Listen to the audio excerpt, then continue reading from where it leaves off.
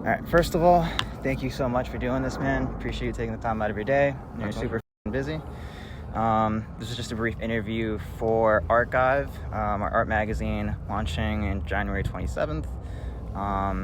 Could you maybe give me a little bit into your photography and what your artwork is about? Yeah, 100%. Thank you so much for having me. Love talking about this stuff, and what you guys are doing seems really, really cool. So happy to have this conversation. Thank you. My photographic style is, I guess what I'm really trying to do is just like pull slices from time, like kind of slow down, and like I think the world is kind of this beautiful serendipitous unfolding. Like almost like the whole universe is this giant like generative art sculpture, and photographers get to like be embedded in that and take some of that beauty and show it to the rest of the world that is moving much faster. Right. So we get to it's one of the only crafts that really freezes time because it's that instant. Even a painter who paints photorealistically, it's like that's over a long period of time. So that's what I love about photography. In terms of my style is very inspired by science fiction. I refer to my own style as like neo-noir. So it's like this combination of the kind of early 1900s detective noir, but mixed with this kind of Matrix, Blade Runner, science fiction, cyberpunk vibe. And so at the intersection of those, I like the term neo-noir. And I like to consider myself a storyteller and a writer. And so weaving that kind of sense of narrative into my work is something that's really important to me. And it's cool because I feel like right now we're kind of living in the future that I was told would happen. And now, besides the fact that we don't have flying cars, the magic of an iPhone is just astounding. And now with AI and everything that's coming up. So it's cool to photograph a world that I've always imagined kind of unfolding in front of us. That's amazing. For sure. Very cool. Could you explain how you became interested in the Web3 community and how that's influenced your own photography? Yeah, that's a great question. So the Web3 community and movement, in my opinion, is kind of just merely an extension of the longer arc of the decentralization of media and publishing. So to explain Web3, let me just jump back to Web2 for a second. So what Instagram and Tumblr and all these first visual social apps gave us it's kind of the printing press, but for visual information. So it democratized the creation and distribution of visual content. That allowed a lot of us in my generation of social media to kind of sidestep the gatekeepers. And instead of reaching out to magazines to publish our work, we became the magazines. And that to me was just an absolute revolution. And that all is kind of based off the decentralization of publishing and content creation. So I say that all to set up why I love Web3 so much. So Web 2 is decentralization, but you don't actually own your identity in Web 2. You're kind of renting your identity from some corporate overlord. Let's use the example of Instagram. So on Instagram, the only way that I can accrue value on Instagram is to build up attention around an identity. But I'm renting that identity from Meta. They can take it away. I can be, I can fall victim to changes in the algorithm if I don't play by the rules or I don't feed that algorithm every day in a way that I've found to be very unhealthy for an artist. Then I'm losing that value. It's just peeling away from me as the network grows and the network priorities change. And those networks are actually, what's the incentive of these algorithms? The incentive of these algorithms is to sell advertisements. That's that's a misalignment of incentives with the artistic goal, which is to make beautiful art at your own pace and to tell stories. And so what I like about Web3 is that it's a place where I can have an actual sovereign identity, one that I own. And, nobody can take away my decentralized identity because there's no entity that owns it. It's dependent on a global network of validators that, hopefully if things go according to the way I think they will, that will far outlive myself and future generations. So I like the fact that Web3 gives us a place to slow down and to break the circadian cycle of content creation and to have longevity in my online identity, so that as I put all of my blood, sweat, and tears into building up my my support base, that I don't constantly shed that support because of some sort of arbitrary change in code on a centralized social media platform. Right. So to summarize, I just say that Web3 is the natural extension of the decentralization power of Web 2. And it's a way that solidifies and codifies people's online identities in a way that makes artists more sovereign. Wonderful. Would you say that do you feel like we're almost fighting this online war for identity and ownership? I think that's one way to put it. I think it's more that, like, I want to be really clear that I don't really believe there's any division besides ideologically between Web 2 and Web 3. Web 3 is a protocol layer that exists on the substrate of Web 2. So my Web 2 presence is a huge part of my online identity. It's the way that I communicate. Like, there's no effective Web 3 social network yet, in my opinion. There's some really interesting ones like Warpcast and there's a bunch of other ones that are bubbling up. But if I want to communicate who I am as a person, that's going to be through Web 2 channels. Web 3 kind of just is built on top of that scaffolding. And so I don't know if there's a war for identity more than there's like an evolution of the options that artists have to express and contain their identities in different protocol layers. Gotcha. And I just like what the Ethereum blockchain specifically has done for me is it's given me an identity layer that feels more like me, like more like my online soul, or like my online DNA, which frees up my social channels to be like playful and fun and more like a journal where I get to just like fuck around because it's not that deep. But you know what is deep? Minting. And having that deeper layer actually allows me to have a much more enjoyable online experience because I can be casual and fuck around on social and share whatever art I want. Right. But when something really hits, like in my soul, like a piece of art I make, I can commit that to a deeper chain. And that deeper chain, that deeper identity is my artistic legacy that will hopefully, survive long after I'm gone. Of course. Beautifully said. What challenges and opportunities would you say you've encountered while working with blockchain platforms for selling and showcasing your artwork?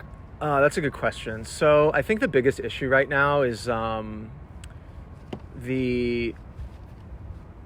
sorry, you can keep. Yeah. I think the biggest issue right now is probably just the terror of how much can go wrong with blockchain. Okay. I've had countless friends that have clicked a bad link or lost their seed phrase or done something that opened them up to, attack in a way that I don't think we've ever had to deal with as creatives. Like, if my social media account gets hacked, it could be bad, but like everyone is like, oh, just you'll figure it out, and then like eventually you get your account back and you secure it and you rebuild, and it's not that crazy unless something really dramatic happens. When you take on the responsibility of self-sovereignty in blockchain layers, you take on all the security responsibility as well. And so I think one of the biggest issues with this space is that it's more responsibility than most people are used to having individually. We're kind of used to being like, oh, there's always somebody I can call and like I can, fix the problem. If you lose your seed phrase or you click on a phishing link or you compromise your wallet, like that's it. You got to start with a new wallet. You got to start with a kind of new identity. Some of your, some of that cloud or whatever will probably transfer to your new wallet, and people are very forgiving. But it's just like that level of anxiety permeating your daily existence in blockchain is at least for me, difficult. The other things that are difficult here, I think that the scale of the space is so small right now that I think it's easy to be discouraged. But I want to remind people, I was very early to Instagram, and all of like what we now call FUD and like, hate and everything that NFT artists or crypto artists or whatever you want to call it receive. It's pretty amazing how much people hate the concept that we're all engaged in. But I'm telling you that in early Instagram days, like when it was just launching, it was all of the same complaints, all of the same FUD, all of the same fear and uncertainty. And I resisted the temptation to give up in those early days of social media. And 5 years later, 4 years later, all of those people that were talking shit, like relentlessly badgering me about, why would you give away your photos for free online? That was literally what they were saying. Then they were all asking me, how do I grow my Instagram? Like, can you help me? And I'm like, listen, if you had just listened to me then you wouldn't have to ask me for help. And the path I took to get here is now closed because the network grew, the technology changed, and I have this 5 years of education and a 5-year head start on my network growth. And so what I want to say to people who now like hate NFTs or the artists who are holding the line and supporting this movement is that, you know, your early conviction will be drastically rewarded, and the stakes are so much higher this time because we have a native currency. Yeah. You know, this is a global decentralized culture. It's a country that exists in no physical place, but in this kind of you know, cloud that just wraps around the entire planet. And that's really exciting. It's like this decentralized country with a decentralized culture, and we're developing our own language, and I just don't think it should be taken lightly in any sense of the word. That's a really good way to put it. I think it shows through your work that you're a pretty prominent advocate for storytelling. How do you use storytelling to engage with your audience and convey deeper meanings than just an image? So narrative is one of the things that makes us human. We are an inherently social species. Like everything that we do on this planet, especially now, is an intensely collaborative experience.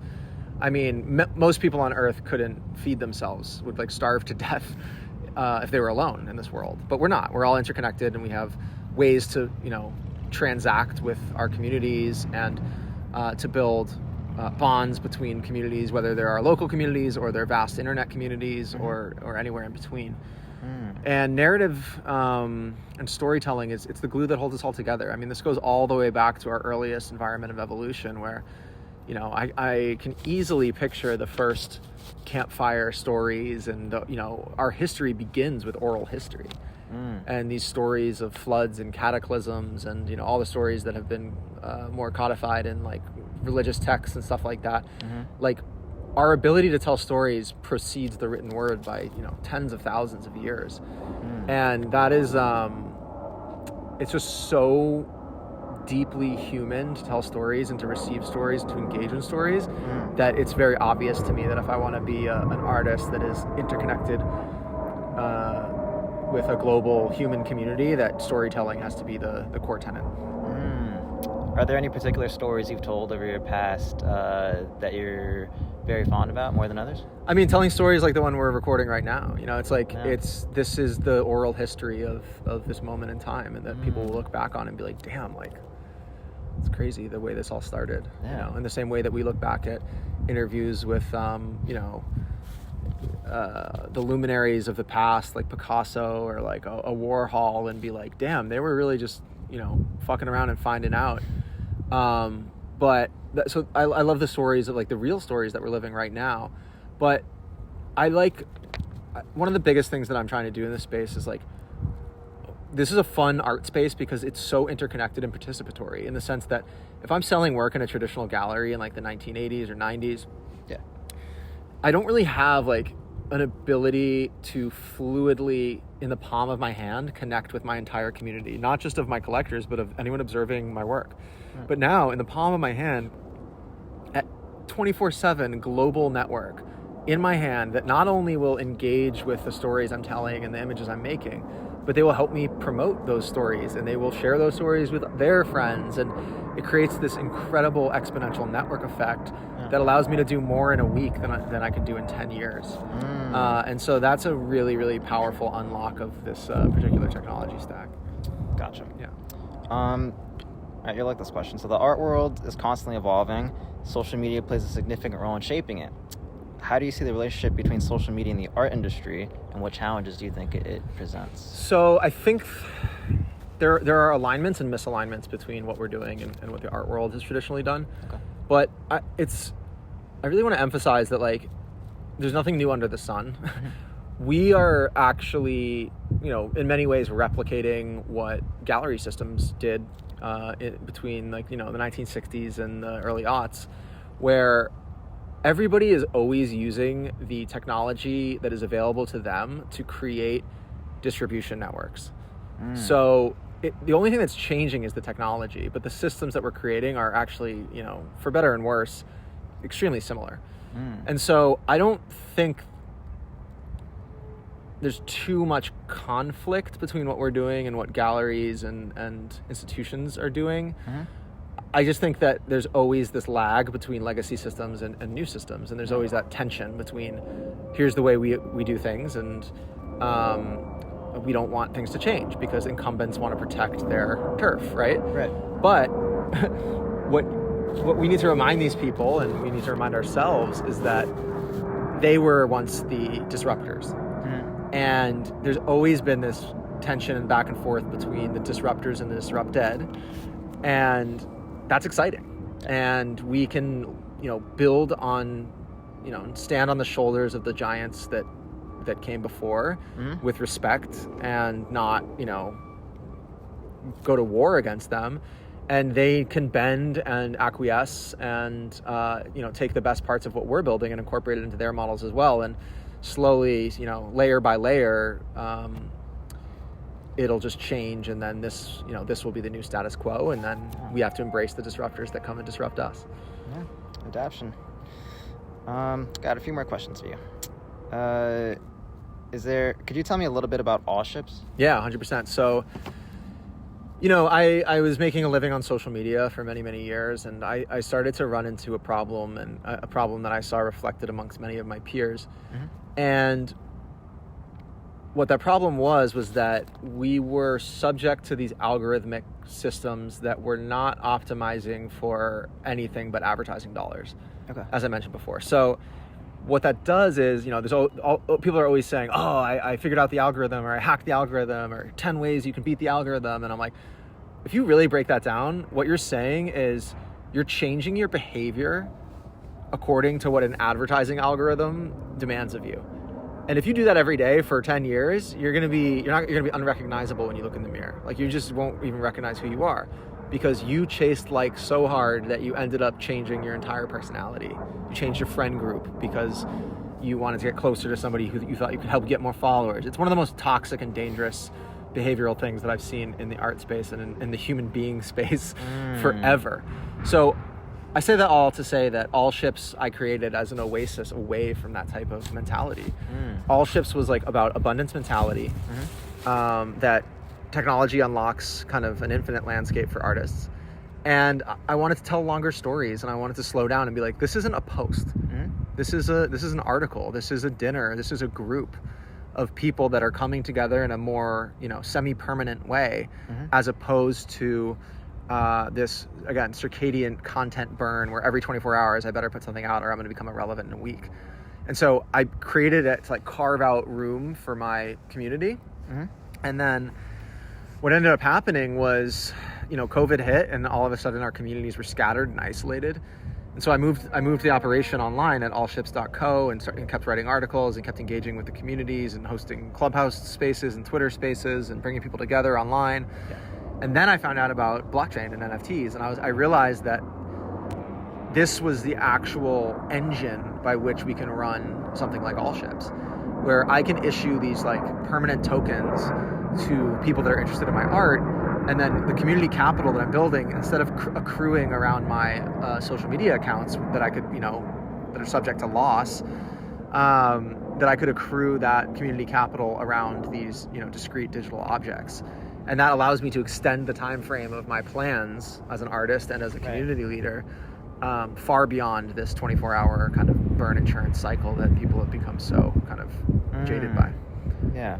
And so ALLSHIPS has evolved into a dining club. It's we throw parties, we have gallery events, we have an online magazine, we have a clothing line, and it's a vibe. Yeah, congrats. Let's check out the website. Very cool. Thanks, very stylized. Yeah. Digitized. It looks dope, man. Yeah. Very cyberpunk. Yeah. Retrofuturist. Yeah.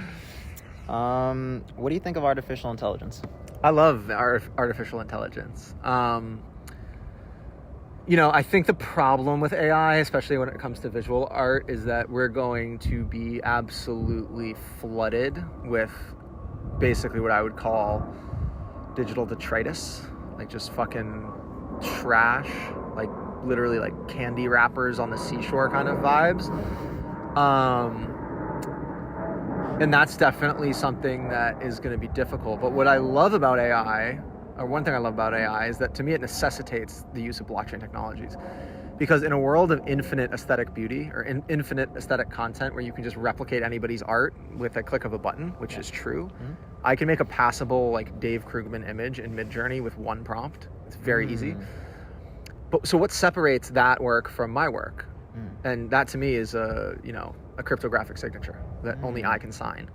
And that means that people know that they're collecting my real art. And it makes the emphasis on art collecting much more about relationships than it is about just pure aesthetic beauty. And that to me is an extremely powerful unlock. And I think AI accelerates that drastically because, nobody wants to buy a piece of art from a computer. There's limited cases like Botto, I think, is doing a really good job. But most art collecting and the difference between a 0.01 ETH sale and a 10 ETH sale is a relationship. And blockchain can solidify and reinforce relationships in a way that is stronger, quicker, and more long-lasting than anything I've ever experienced in my life. Amazing. What advice would you have for any aspiring photographers or artists looking to navigate and thrive in this landscape? So, first of all, I'll say everything I'm about to say is easier said than done, but it's what's worked for me. And I'm one person, take it with a grain of salt, but here's what I think. I think that success in any field is about relationships. And so the most successful artists in the space are what I would call like social sculptors. Like they are really, really good at gathering a tribe around them and then incentivizing that tribe to be megaphones for their message. And, as much as I would love to lie and say, if your art is good enough, you will succeed no matter what, that's just not true anymore. I think there's enough people that are so brilliantly talented that the main differentiator between a super talented person who is not successful and a super talented person that is successful is the ability to build and maintain relationships. And we have all of those tools to do that in the palm of our hands, thanks to technology like the iPhone. And so that's my biggest takeaway. Okay. My other takeaway, just really quickly, is please.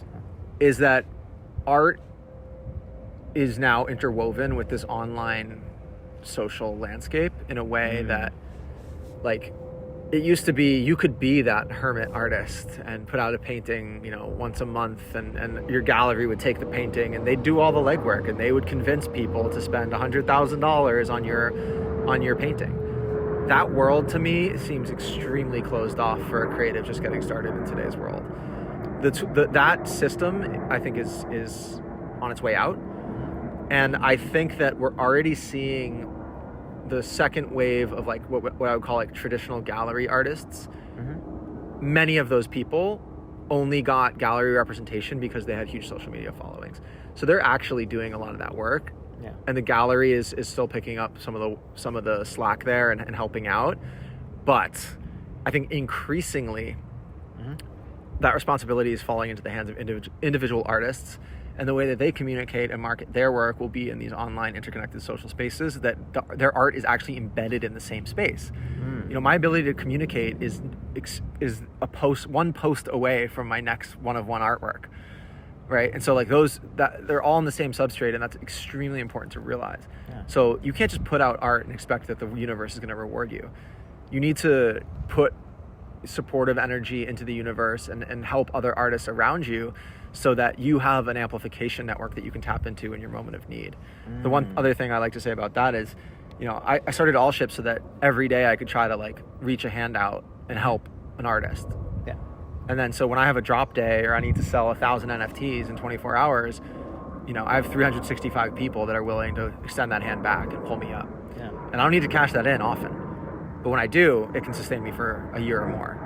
And it's really like, again, easier said than done. This has been a 20-year journey to build these networks and build this understanding and build my body of work. But blockchain is the thing that allows us to kind of convert that community capital into actual capital. Okay. And my final question for you is, what future projects or themes are you excited to explore, and how do you see your work evolving over the next few years? So, I have a couple projects out. One of my projects is called Drive. It's like this gamified car collection. So basically, I released 111 pictures of cars. They kind of look like Hot Wheels cars from the side. And what I did was I held 20 of the rarest ones back, and I used those as incentives to the community. So I'm like, guys, if you hold a Drive car and you go out and take a picture of a car that you think matches the project, every time I do this, I'll give you another NFT, right?